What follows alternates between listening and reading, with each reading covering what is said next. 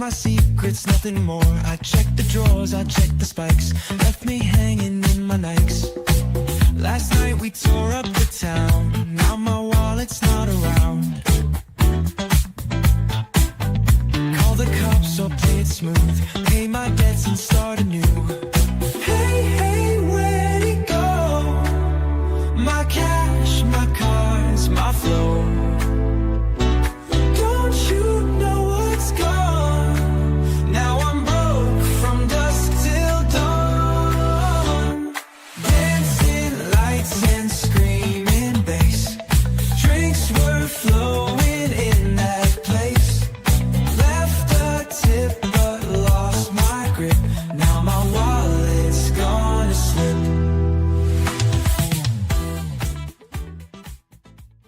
In a world where financial advice is as blurry as a wild night of cheap Jell-O shots, clear your head and your monetary halitosis with the About That Wallet Show hosted by Anthony Weaver. Leave those Jell-O shots for the amateurs and learn to indulge in the top shelf bottles, baby. Now, here's your host, Anthony Weaver.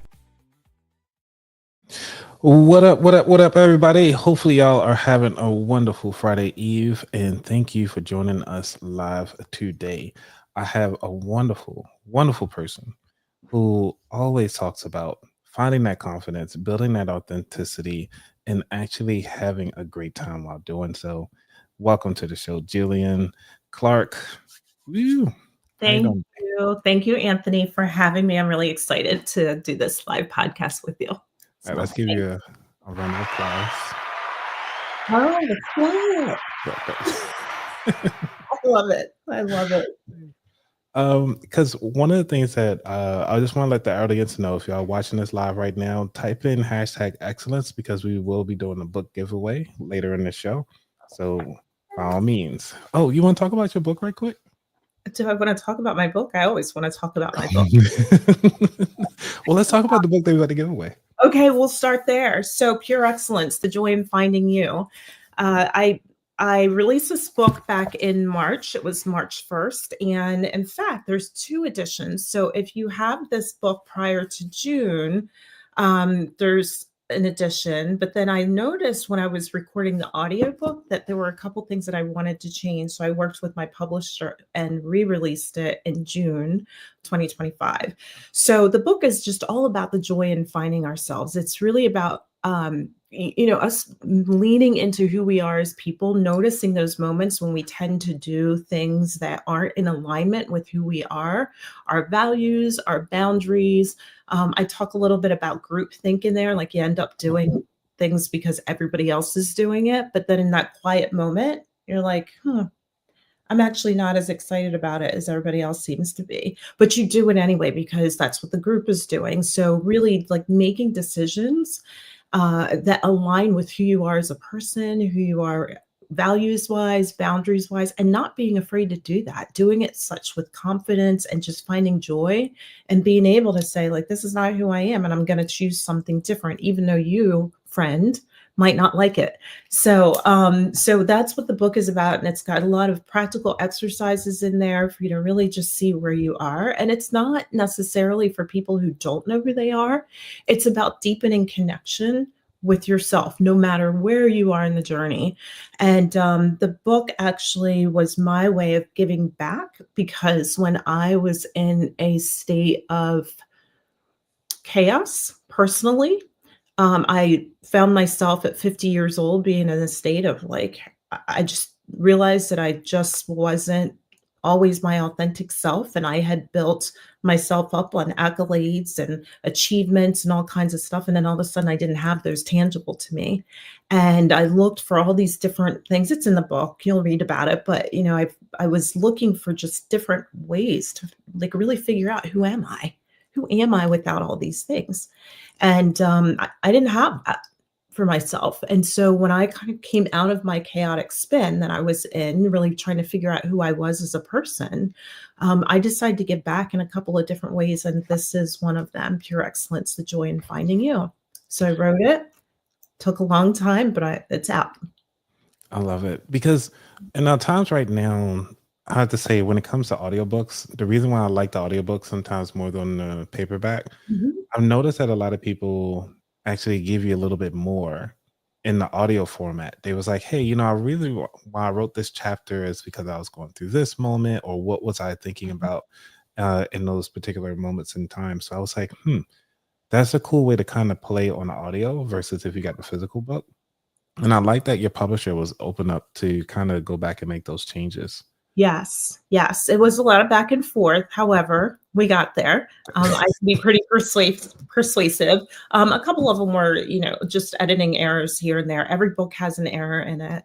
Mm, But when I did the audiobook, which I love what you're saying because my book does not give insight into why I wrote certain things. You have to have me on a podcast or something.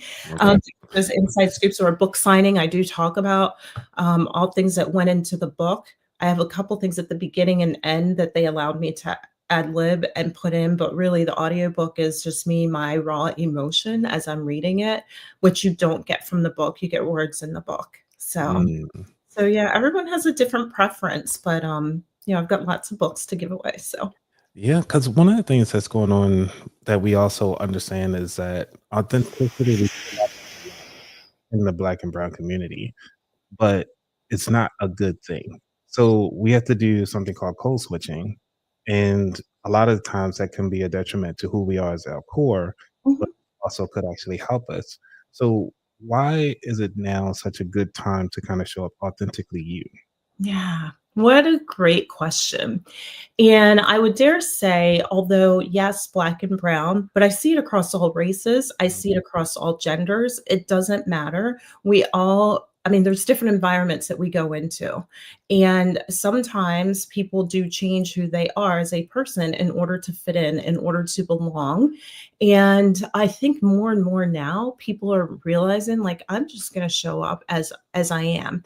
And I almost would say, it's the younger generation that's really bringing this out of us because we as older, individuals have kind of suppressed that because we weren't well received. We didn't fit in. We wanted to belong and we didn't know how to create our own tables and invite other people into our tables. Mm, And so I think right now, between what's happening with our government, with what's happening, all the different layoffs that are happening. And that sort of was part of my story as well as I got laid off. And it was unheard of. It was a while ago and it was embarrassing and all kinds of things. But I think that in that space, we have to figure out like who we are, what are our values, what are our boundaries, what will and won't we tolerate, what's acceptable to us as people. And I think when we start seeing all the things that are happening in the environments that we're in, it's really important and, in fact, professionally responsible for us to create these environments where people feel safe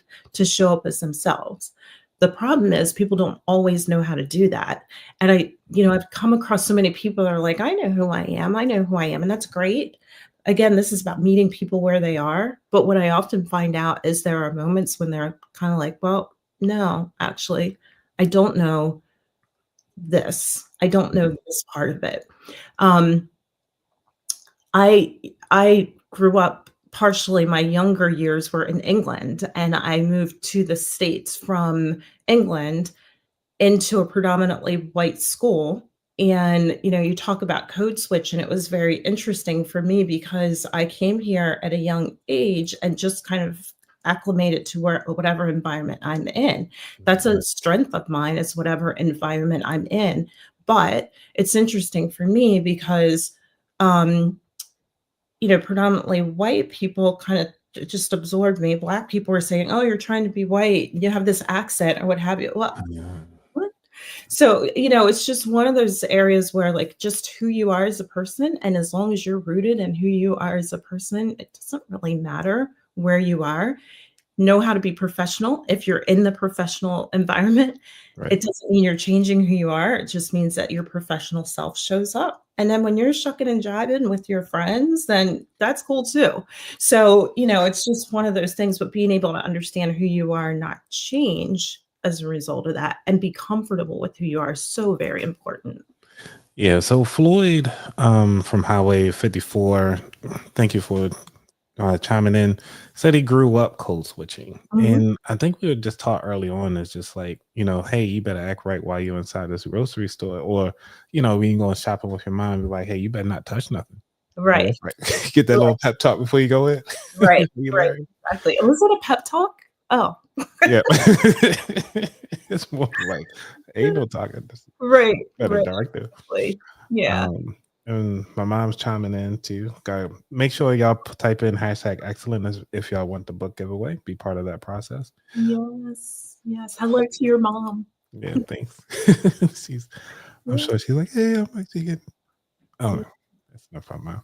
So but you as a you know, growing up, dealing with finding yourself in this community and going through those different childhood memories and those core memories and definitely switching out from what you're used to and getting out of your comfort zone. How did that help solidify who you are today? Hmm. How did that help solidify who I am today? Um,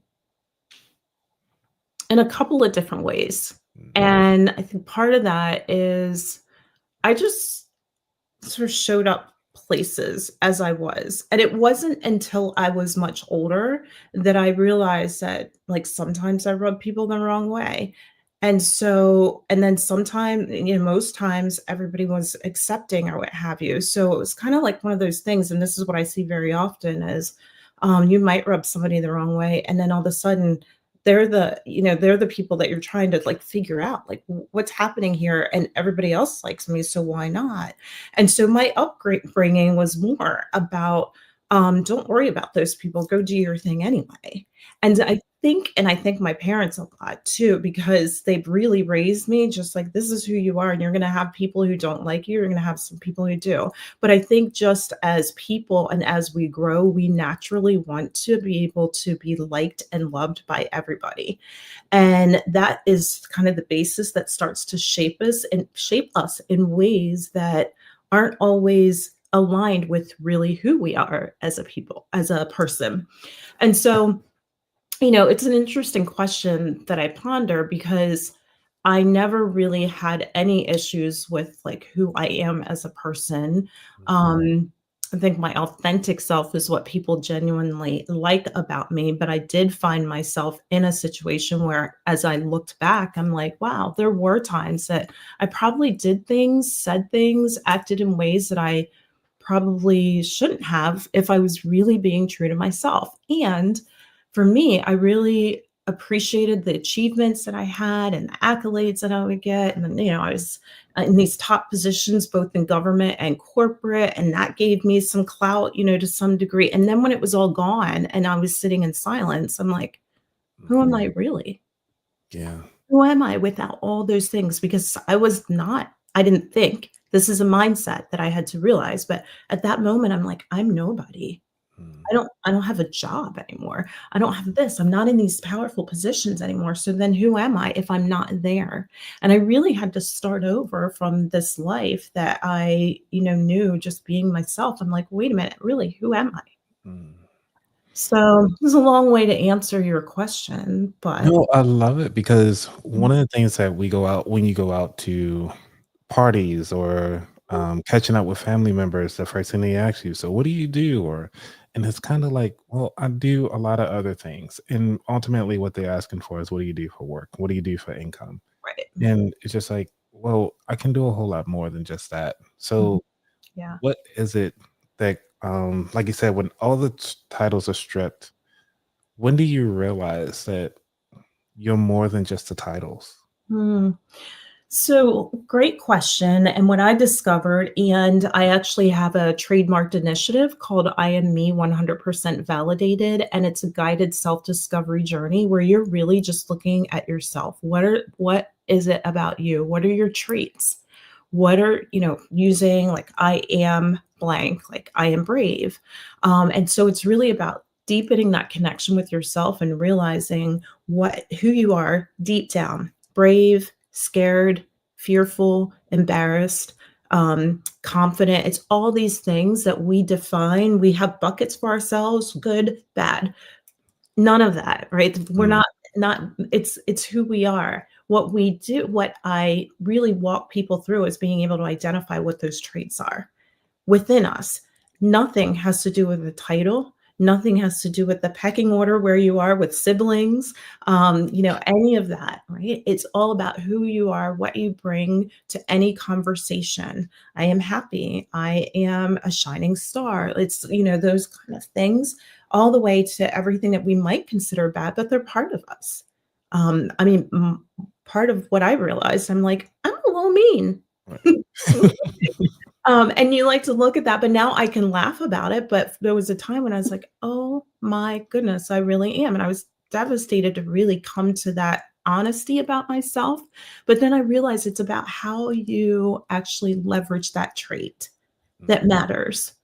And so when do I bring that out? When is it useful? What's the impact that I want to have on the world? And when we become so unbelievably aware of ourselves, we can begin to have the impact on the world that we really truly want to have. And be careful of impacting in ways that we didn't mean to impact. And we can be very intentional about our decisions when we know who we are and how they align with what we value. I like that because, obviously at work, there's a lot of people that like to test your gangster. Be like, oh, you're horrible at this and you trash this way, or I don't like the way that you put on your shirt today. Right. I've seen people talk about somebody's attire more so than their work ethic more than once. Mhm. The question is, it's like, how do you kind of maintain your composure to keep your paycheck? Well, I would ask that back to you, right? Because sure, somebody says something negative, it stings. But I would ask, like, why is it important to you what that person is saying? Or how they feel about you? Or what they say about you? Why is it important to you? What's so important about it that you feel you have to respond to it? So, those are the types of questions, coaching questions, that I would ask. And then you can make a very conscious decision about, do I respond and give this person my energy or not? There was a time when I probably would have, said something back or whatever. Now, if you don't like what I have on, you don't like what I have on. It's none of my business what you think of me. You keep that to yourself. But if you choose to bring that out, okay, so you don't like my sweater. I'm good. It doesn't change who I am as a person or how I'm going to, be. But then if it bothers you, I'm asking questions like, what is it about it that bothers you? Maybe you didn't like it either and you decided that, wow, I'm going to wear it anyway. And then somebody makes a comment and you're like, oh man, I shouldn't have worn it. Right. So there's all those things. But that's the first step is like, what matters? Why is it important? And that's how you keep your composure. What are your values? What does it matter? And is it really that important to you to be able to respond to that individual, or is that individual really that important to you? Ooh, okay. I really do like that because we go through life being judged all the time. And especially like you get it at home more so than you can get it at work. So that's why the reason why I'm like, can we just bring back bullying as kids? Because some people are so sensitive nowadays. It's like, Yeah. I don't know sure what's going on. Is it the way how how the parents are actually raising their children nowadays to kind of deal with conflict? Because we're dealing with people who are in the sandwich generation, they have kids and also they deal with their parents. But if they have their kids, how do they kind of what, as you could say, this is the part I like to edit out when the pre-recordings. Edit all this out. Hey, But I'm this just is live, right? I'm letting you get your question out. So go ahead. Right. Mom's listening. Right. I'm gonna try to land the plane on this one. All right. So the question is, what strategies or tools or even questions should a parent or even suggest a parent give to their child to kind of build that confidence in themselves for who they are? Hmm. Wow. Okay, so you landed that plane, not where I thought you were going, but and so parenting advice is really how I would wrap that up. And I've got 3 kids. Each one would tell you something different about me as a parent. What I will tell you is that I grew as a person having them as children. But one of the things that I was very, very deliberate about was making sure that they had a voice. Something that I didn't always feel like I had, but I didn't know that I didn't have it until later. And some people might say, like, oh, you gave them too much of a voice. But I was always kind of like, someday, I mean, it happened way sooner than I thought, where they exercise their independence and their voices. But someday it's going to serve them very well. And so I just wanted them to be able to be heard, because I grew up kind of like, kids are in the room, but don't speak unless you're spoken to. Mhm. And so there's a lot of different things. I had, communication was very important in my family, but at the same time, there's a lot that we did not communicate about. And so I have raised my children to be able to communicate. I would always say, what is wrong? Use your words, and always give them a place and a platform to voice whatever they wanted to voice. And so with that, there are lots of different various variations of what I'm saying. And so when you say that, some kids are really sensitive. Now I'm one of those sensitive people. I am sensitive. My kids will tell you in a minute, oh, mom, you're so sensitive. You're so sensitive. But I think they caught me really at a time. They were teenagers, and in college, as I was going through a lot of my own self-discovery, moments here, and just recognizing where I was in life. And I think having kids made me a little softer as an individual too, because I definitely have much more of an understanding. So as a parent to other parents, I would say approach what you're doing with a level of understanding and compassion, and try not to suppress their voices. You want your place, at least for me, I wanted my home to be the safest place Mm. that my kids had. And I wanted that for their friends and such too. Like they knew that they had a safe place where they could come and be themselves and have a voice and understand. And I would approach it with a level of understanding. And with that, we produce so many different types of kids, but it's not just about parenting, it's about the environment. And so how you interact with the environments that they're in or that you place them in is equally as important as what you're doing to parent them in the first place. So I that like that. could get really deep really quickly. No, it's really good because I don't have any kids. Like this platform, this podcasting is my baby and my child and my gift to the world. And most of the time, your job as a parent is to kind of mold your child for being a person that's giving value to the world and society. And having that, I know people be like, Anthony, you're getting kind of deep on your show. It's been a while, so So let's go deep. Let's yeah. go deep. Well, talking about having those uncomfortable conversations, like Yeah. now, you as a parent, and I believe you like your empty nester now. I am. I Oh, am. My youngest went off to college this year, and so, yep, empty nesting or so bird how launcher, is I guess is the right term now. I'm a bird launcher. nice flinging birds out the way out the window? Like, get off my tree! Like, Right. But yes, I am. and so with your parents now in the wing, and you just kind of giving your, you're just kind of starting to breathe now. Let's talk about the parents. How do you start to bring them into your space, like going forward, like far as like health and dealing with their mental and their physical capabilities? Are you able to kind of take on that now, or just kind of like, hey, I'm trying to set them up financially and they be all right? So let me understand your question a little bit. When you say how about parents, do you mean my parents? Yes, your parents. My parents, that's what I thought. I'm Okay, because sorry. that's a whole different ball of wax too. It's like, my kids left. We are loving our empty nesting now, and we are so proud of our three kids who have gone off. They make great decisions. They're definitely people who they're still figuring life out, but they're very good. We've taught them right from wrong, which I believe happens much earlier than people think. I think we're still molding them at 16, 17, 18 now. They already know. But, very proud there. But what happens is, I'm still very close to my parents, and they're elderly. They're in their 80s, and they have technology challenges. I mean, our technology world is changing like this. At 8 o'clock, it looks one way, and at 2 o'clock, it looks totally different because they've rolled out an update. That's really challenging. So my brother and I have become all things technology gurus for, my parents. They have health issues. And so, being able to navigate that, I'm always on the phone, or going to the doctors with them or something.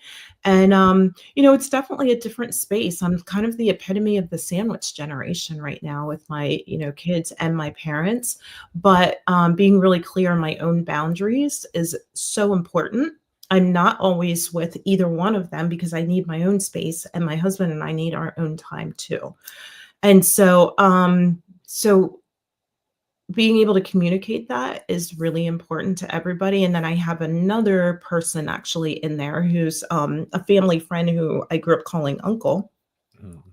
And I'm his power of attorney. So not only do I have my parents and my kids, but my uncle is now in a space where he cannot live independently. And it happened overnight. And I'm the power of attorney. So I have to step up for that as well. Very daunting tasks that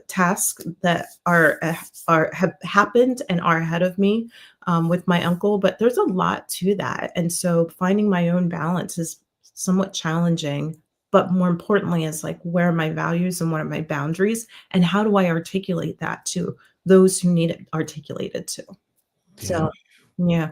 Wow. Okay. Because that's going to be a doozy, because nobody talks about the burden, or not even a burden, just the thought process and the weight that it has to be the power of attorney for somebody. Mhm. And it's good that they actually had that set up for that to happen. Sure. Having the wills in place and actually having, because it's a finance show, we got to talk It finance. is. I know. We got to talk finances. Yeah. So how has it been, before we get to our drinking session? What? Let's save that for after the drinking session. Okay. So we got a couple minutes here. Let's give a shout out to the people that made it this far. And for those of you who are just chiming in, we are sitting with Jyllian Clarke, the owner, actually the author of Pure Excellence, The Joy of Finding You, who has been running an excellent program. And for well over, like, how long you been doing this now? For like, So I started the business in 2020, but I haven't been really? doing it. Yeah, I did. But then in April 2023, I decided I'm all in. Let's go. Let's And do it. so, yeah, so 2.5 years now. Yeah, 2.5 years. Wow. And yeah, I'm very committed, very dedicated to it. So yes. Cool. Yeah, because it doesn't seem like you've only been doing it for 2 years, though. It's just Yeah. like, just looking at your breadth of work, and it just feels like it's been well over at least 10 years solid. Oh, thank you for that. It's there's been a lot of intentionality behind it because I'm really driven by things that are very core for me and things that I'm passionate about.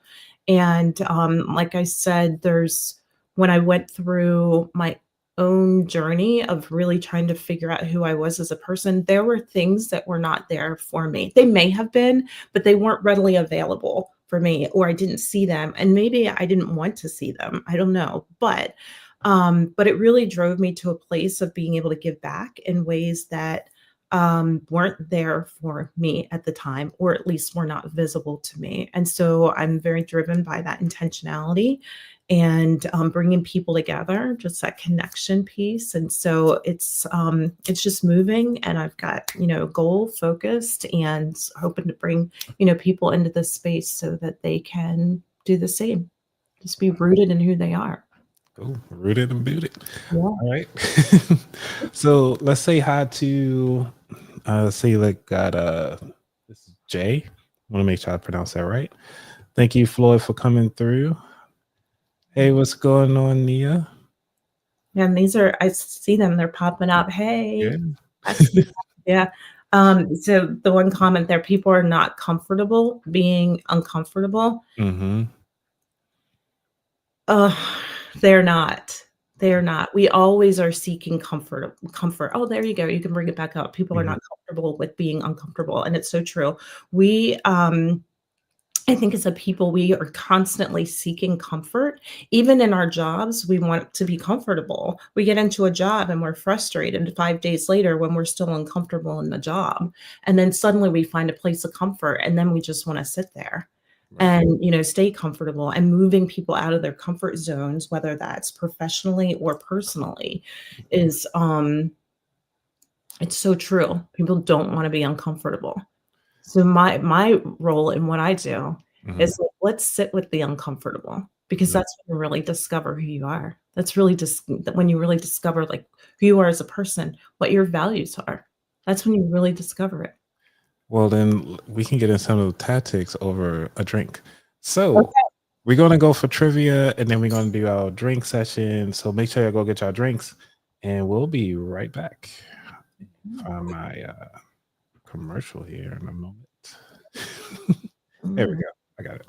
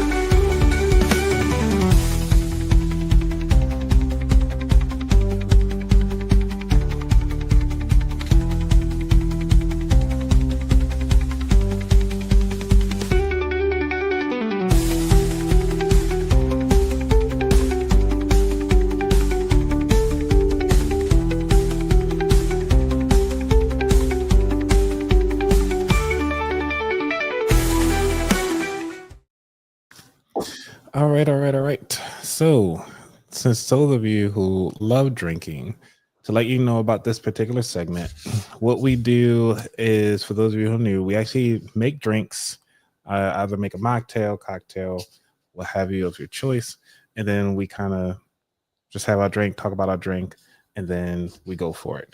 So make sure you have your drinks, and I'm not sure why, but everybody loves this part. Hold on.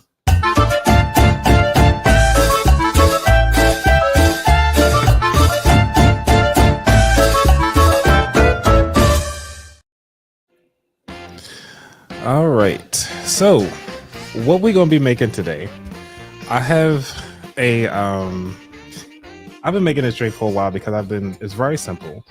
It is coconut rum, and you can make any kind of coconut rum. It's Emerald Cove coconut rum. We're gonna put this in here. I know they usually say 2 ounces, but I do it enough to taste, and it takes a lot for me to taste. So I think this is about enough to taste. And then we have in pineapple juice. I just usually go straight with the pineapple nectar. This is a very simple drink. You can ask any bartender that you go to or any bar. They usually have these 2 drinks, these 2 ingredients. And then you can just add in as much as you like. Usually about 6 ounces, they say. But depending on who it is, they'll have that. And then usually it's over ice, but these are directly from the refrigerator, so it's okay. And then you actually add a splash of grenadine. And then what this drink is, it is an island drink. It is called the Panty Ripper. But usually you'll hear it called a tequila. It's like a tropical sunrise here in the US. So every bar usually knows what a tropical sunrise. It's just that they add orange juice. Just take out the orange juice and you have a drink. So, Wow. well, thank you. So what are you drinking, Jillian? Well, nothing as fancy as that. So I have with me my Tatsu tea. which can be turned into a tatsutini. Ooh. But tatsu tea, it's made from matcha tea, and Mhm. it's actually my husband is a martial artist, and his best friend of all time, who lives in Philadelphia area, is the founder of tatsu tea. And so it's very natural, it's a performance tea, and, it's got electrolytes and vitamins, minerals, and is competing with all the other teas out there. So, we drink a Tatsu tea almost every day. I'm really a water, like, I got my big thing of water over here too. So I drink a lot of water, a ton of water a day, but I do mix in a Tatsu tea as well. So, that's what I'm drinking, but it can very easily be turned into a Tatsutini. Oh, I'm about to make that happen. So, what are y'all drinking out in the audience space? What are y'all? Let us know what y'all drinking. Yeah, I'm And curious Dr. Sev, too. yes, Yeah, Dr. Sev, you know I what time it is. I should have turned it into a Tatsutini. My goodness, you've got a good drink going on over there, getting lit. Oh, Lisa joined. Lisa, I think you say you normally get your daughter at this time, but thank you for chiming in. Um, Well, Lisa. yeah. If y'all haven't checked out her episode, it's actually the one that's plastered on my show, one of the top ones because we talked about stocks and getting investing and so forth. So if you're new to the stock market, trying to get in stock market for your kids, talking about how to get UTMAs, getting started for your under 18-year-old, definitely check that out. All right, let's see. Mom's drinking Dram. What the heck is that? Drambuie? Drambuie? Never heard of a Drambuie. Hmm. Somebody Um, needs to share their recipe. I know, right? Oh, it's actually a liqueur on its own. It looked like it 40% alcoholic. It's a scotch or whiskey. Oh, okay. Um, oh, this is only 21%. No wonder this tastes like juice. Okay. Yeah, it's fine. Right. Oh my goodness. Let's see, Dr. Sev. He said what water's not Boring. boring. I have my water Right. too, you know. Yeah, she got a chaser. Stay hydrated. Stay hydrated. Water is so critically important to the health of our overall health of our bodies. Hmm. Yeah. Oh wow, that's true. Yeah, that Drambuie is pretty strong at 40%. I mean, that's put some hand on your chest if you're gonna drink it straight. Yeah. Oh, yeah, you're gonna be all night long, depending on how much you poured yourself. But slow down, it's Friday tomorrow. That's so funny. Yeah. Oh. Yeah. So this is I guess now we get the talking to the meats and potatoes. So for those of you who are want to dial in, you can dial in at 833-699-2558. If you have any burning questions, you can ask them live right now to a I don't call you like a life coach. No, I'm an Uh, executive. No, I'm an executive coach, personal development coach, mm, and but yeah, life coach. I don't start playing with people's lives around there, but there is a life component anytime we're talking about self discovery, and so. But I do executive coaching. okay. So if you want to show up authentically you and you have a burning question on about showing up properly at work and you're afraid and you just don't have those tools, this is the time to ask the question. Yes. Yeah. So I'm gonna ask the question. Okay. What questions should I be asking myself to show up authentically me? Like what are the top 3 questions I should ask myself every day? The top 3 questions you should ask yourself every day. So, am I being myself? Mm, This is number one. And to the statement before, am I comfortable being myself? Okay. And then, are my decisions aligned with who I am as a person and what I value as a person? I like that. Okay. So it depends on the setting though. Cause I'm thinking like if you go out to the club you know, it's like, okay, yeah, I'm sober, I can dance. And some people are great at it. Mhm. And sometimes you just need to calm down the voices in your head, and you just go to the bar to get a drink to kind of fit in, Sure. which goes back to what you said earlier. It's like, why are you doing this to fit in with everybody else? Right. And if it's not something that you wanna do, if you're not a drinker, then don't drink, right? If you don't have a belief in something, then don't go do that thing and be okay with not doing it or saying, like, "I'm gonna come hang with you, but I am not drinking." Like, I'm just not. I don't drink. I stopped drinking or whatever the case may be, but don't do it just because everybody else is doing it, and be okay with where you are as a person. If it doesn't align with you and what you value or where you are in, your season of life, then don't do it and be 100% okay with not doing it. Right? Then if you have pushback from friends or whatever, then you have some other decisions that you need to make. Who do you want in your circle? That part, like setting That up some boundaries. Exactly. Right. Who do you want in your circle? And if they're not supporting who you are and the decisions that you're making, I'm pretty quick to snip from my bonsai tree, Oh. okay? Because it's important to me to do things that are aligned and not be judged or what have you. And it's okay if you're judging me, but now we just may have to move a little bit differently. Mm. So, and that's okay too. We're not all meant to be constantly flowing 100% all the time. And there are people who I can be around for a certain period of time, but then, like, hey, it was good for this amount of time, but now we part ways and we go because we are not aligned in everything. So that's what I would say. Okay. Yeah, I have because more to say about that one, so I'm stopping myself here. no. It's really good because one of the things I do talk a lot about is setting up those boundaries, especially during the holidays. Mhm, And having boundaries not just with the people that are around you, but also your core family members, and be like, look, I don't have it. Or like you're only getting this.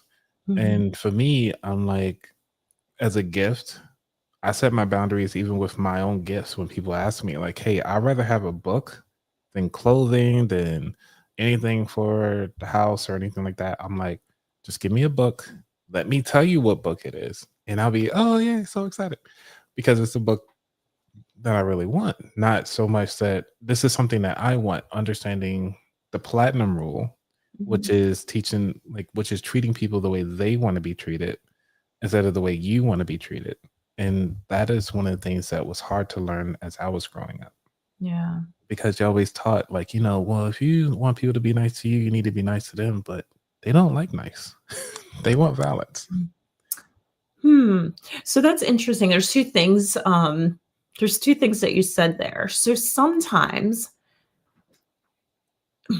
there's sometimes when you sort of, I don't want to use that word acquiesce, but right now that's what's coming to me. So I'll just say acquiesce. But there are some times when people may give you something that you may not want, but it's what they want you to have.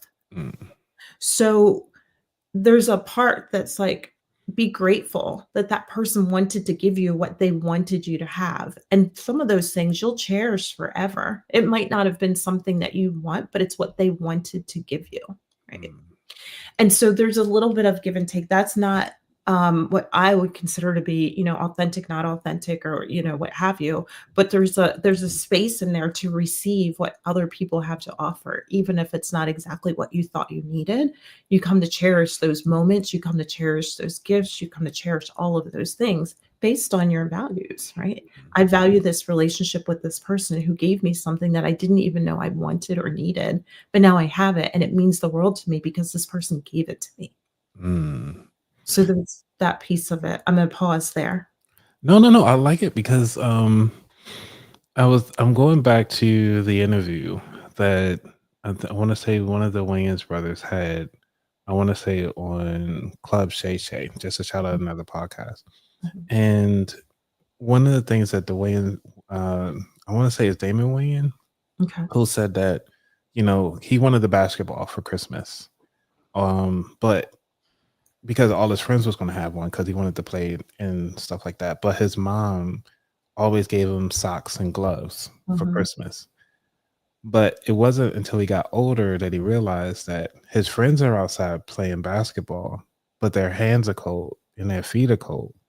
But he was the only one that was actually warm and was able to stay out longer Mhm. because of what was provided to him during Christmas. And it's just kind of like, well, yeah, you can have it, but can you get it from somebody else? Mhm. Especially if it's a gift thing. Yeah, yeah, exactly. Or can you share it? There's a lot of different things there. So, I yeah, there's that can go so deep because there's just things like even just asking for something that you want feels to a certain way to people, right? So so it just depends on who you are and how you operate, and, yes, trying to teach your daughter, you don't have to do everything because everyone else is doing it, absolutely. I think any parent out there identifies with exactly what she just said. So we try to teach it, but it's inherent in us as humans, like, everybody else is doing it, so I wanna do it too, or everyone else has it. I wanted Guess jeans when I was growing up. It's like, "Oh, I want Guess I jeans." I'm remember like, those. "No, I didn't want the Lee jeans that, my parents wanted me to get," but, eventually I got my Guess jeans and, that was fine, but, um, and I've got kids like that too. They grew up and they wanted this and they wanted the Calvin Klein, whatever. So we're constantly, I think every parent right there identifies with what she just said.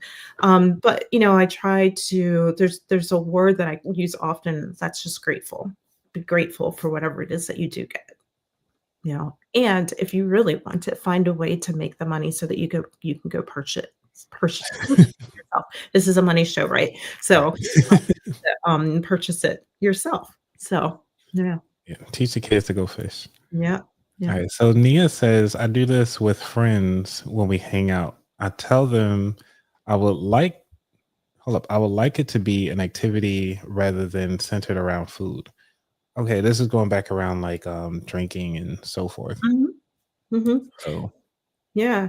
And I think that's good. The one thing that's standing out to me is that, she's willing to tell them, like, mm, "I don't want this to be around food." And then when you're doing things with friends, there's some give and take there, or there's a choice, right? While you all do the things centered around food, I'll meet you after, or we'll do the thing that I wanna do before, and then when you all go do the food thing, I'm leaving. Or it's okay if we do the food thing for a little while, but let me make sure that I fulfill my own needs as well. And hopefully they'll, go with you. And then it becomes a conversation if they're not willing and all that kind of good stuff. But the one thing that I'm hearing here is that she's willing to communicate that.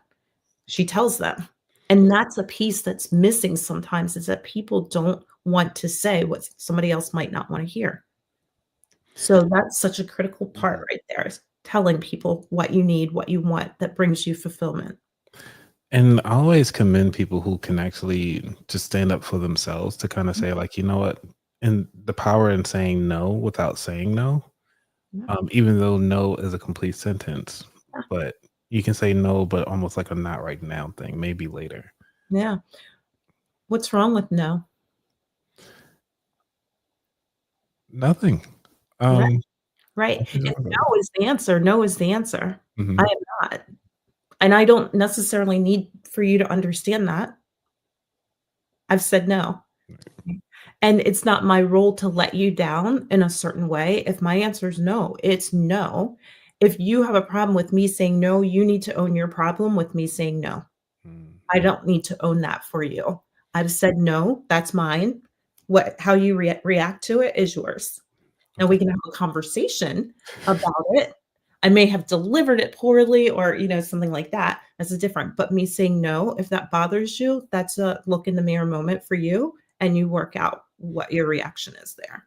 Okay. Can you talk about saying no in the workplace? Hmm. Yes. Yeah. Because you get told, be like, hey, can you do this? Be like, I ain't doing that. Like, get your buddy over there. It's like, So yeah, gosh, this is so this is a really really big topic. So we'll go sort of micro here because they're saying no, and then they're saying there's insubordination, right? mm, And I think those two things are very different and can be handled different. And most times, I mean, I have been in leadership for many, many, many years. And the times when I've heard people truly say no, a lot of it stems from not being able to understand how they fit into the bigger picture and why it's important for them to actually do the job or what have you. How you say no is a whole different story. Mm. Um, but there's that piece of it, but there's also like boundaries from a work perspective where whatever it is that's happening doesn't align with your values or the things that, there might be something where you have what we would call like a crisis of conscience, if you will. Like, my work is requiring me to do this thing, and I don't believe in that thing. Therefore, I'm having an issue doing that thing. And so that's a different conversation. And that is for the person to stand up and say, this does not align with my belief system. This does not align with who I am as a person, and have a dialogue about it so that it's a professional and productive dialogue where that person can say no in a way that's professional, and they can get reassigned somewhere else, right? Or, have that dialogue. But most times that somebody doesn't understand, and that's a leadership issue that's not providing clarity to the people that they're asking to do the work. And then the reverse of that is if the person doesn't understand because their leader is not effectively communicating, then it's up to the person to understand. Please help me understand why it's important for me to do this. And that's a legitimate question. How does this fit into the bigger picture?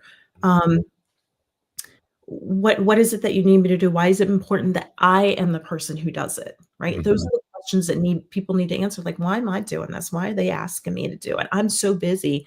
There's oftentimes a disconnect between workload and perceived workload. Because maybe you're just the person that doesn't look like they have a ton to do, but your plate is full. Then, have that conversation.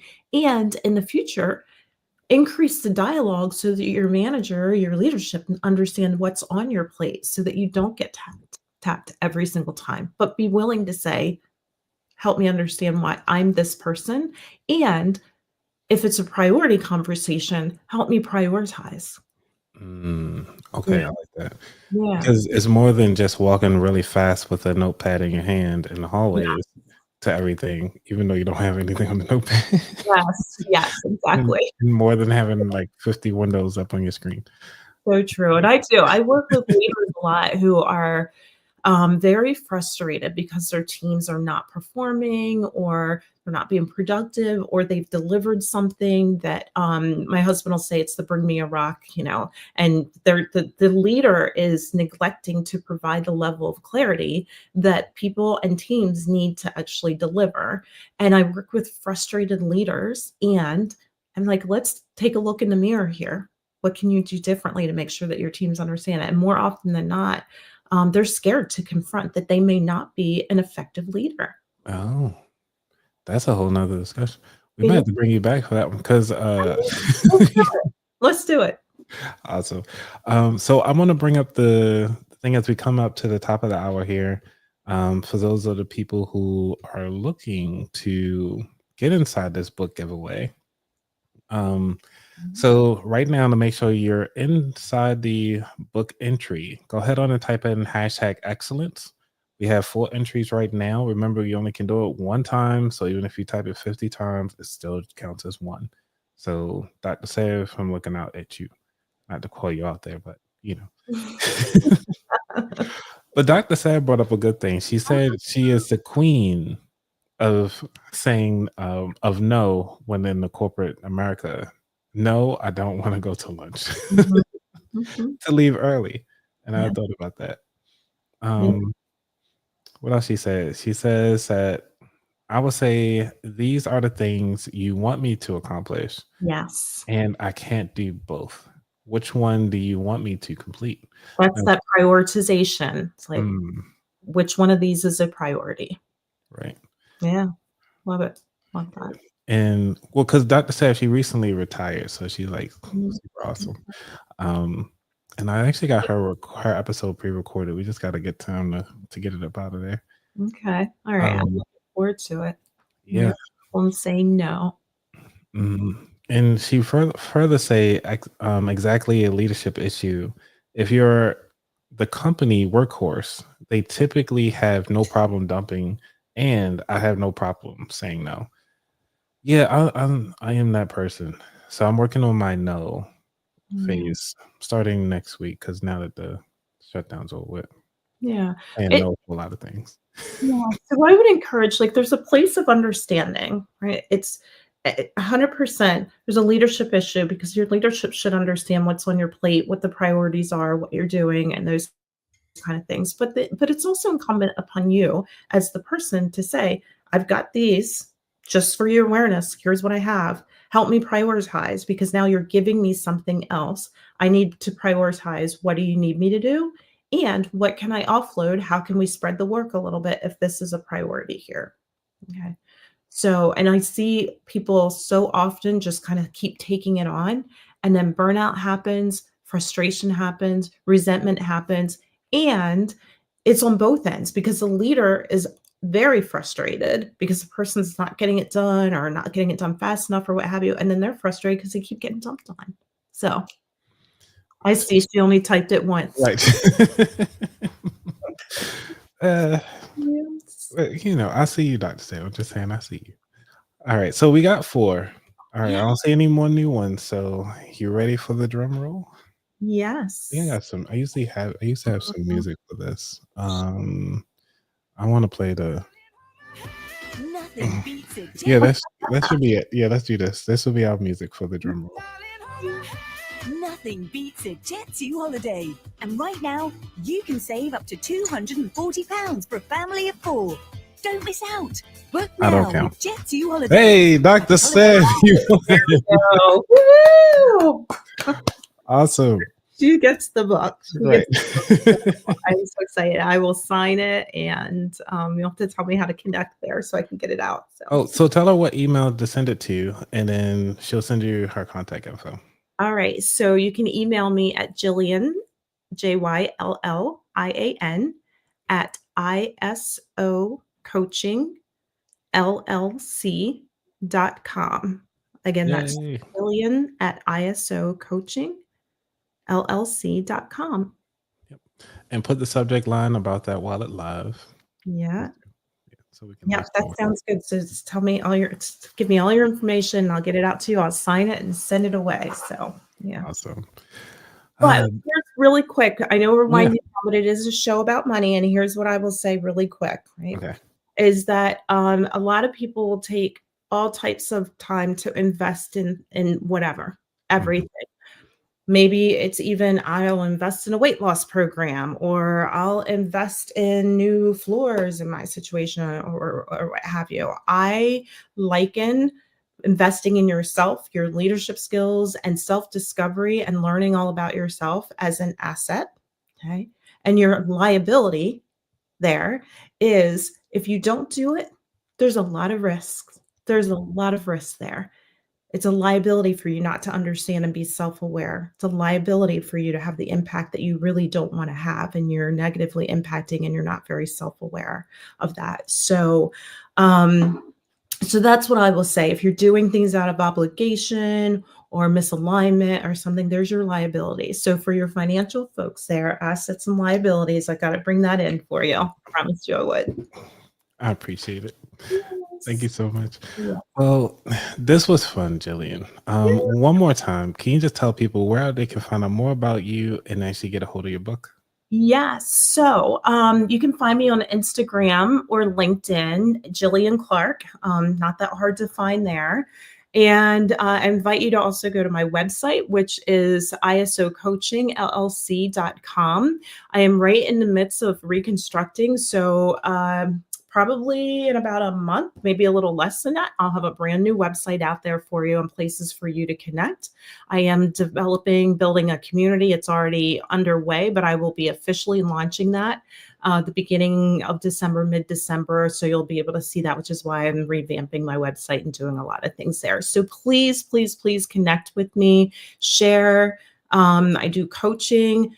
I've got the community element as well. And then again, I have the trademarked initiative. I am me 100% validated, which I can do virtual or in person. And it really is a 90 to 120 minute self-guided journey. What took me months to figure it out, I've packaged it up and it's so powerful in a 90 to 120 minute session. So please do follow me. Love it, love it, love it. Thank you so much. This was great. Hopefully everybody who's listening right now, make sure that y'all are having a wonderful, wonderful time. This is, again, can't thank you enough. Make sure y'all go follow her on all the social platforms. Make sure y'all continue to hit the like, subscribe button, share this out. And if you haven't already, if y'all new here, please remember the likes really do help out, because that's the only way I can really get my reach and to kind of share this information and get more people like Jyllian onto the show, especially on the live shows. I love the live show because I don't have to edit. Yeah, exactly. So listen, really quick, if you missed my contact information, you know how to get in touch with Anthony, but find me, message me, you can DM me, whatever, on Instagram, and I'll make sure that we connect. So Perfect. All right, everybody. Remember, you can put on one show at a time. If you try to put on both, you will trip. All right. Y'all be safe.